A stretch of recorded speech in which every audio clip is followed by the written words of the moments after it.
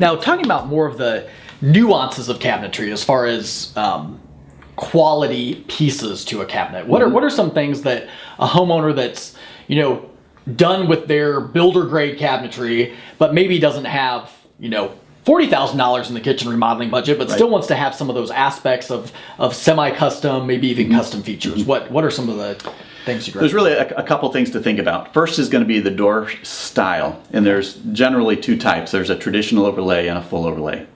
Full overlay will cover more of your face frame than the traditional overlay.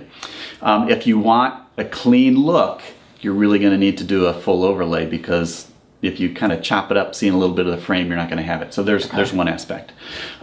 Cabinets typically are made out of MDF or kind of an engineered wood, which is good and sound. Some people would like plywood. So you can have the box of the cabinet. You can typically have an option, and you can make it out of plywood if you choose. The other one that people should think about is the dovetail or soft close drawers. So this is a drawer that's made out of solid maple wood. It's got a dovetail joint that the reality is that joint gets stronger every time you open it and use it. Which is important when you have a kitchen and you have 50 pounds of silverware in a drawer and you have kids running around slamming it all the time.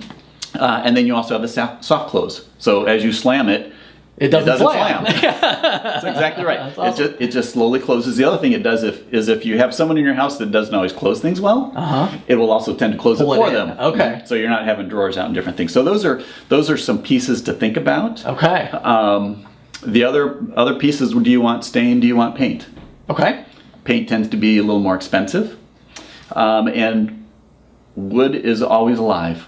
So it is expanding and contracting with moisture. So one thing to remember about the paint is the joints will always have a little hairline crack. It doesn't matter how good your cabinets are, just because of that expansion and contraction. That will be on there. You're not going to see it as much on stained cabinets, although it is also on those. So how easy is it to add cabinets to an existing kitchen? So the answer is depends. Kind of figured. So let me go to an example. It's a Pulte home that was built 5 years ago.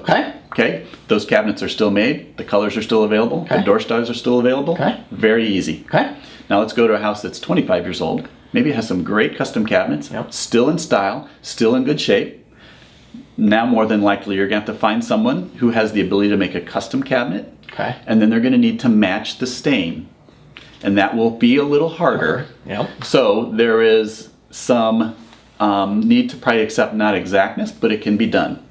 But custom cabinets take a little longer than the manufacturer that would be used in Pulte. But it can be done. But then you also get price goes up too, because now you're a custom, not a stock cabinet.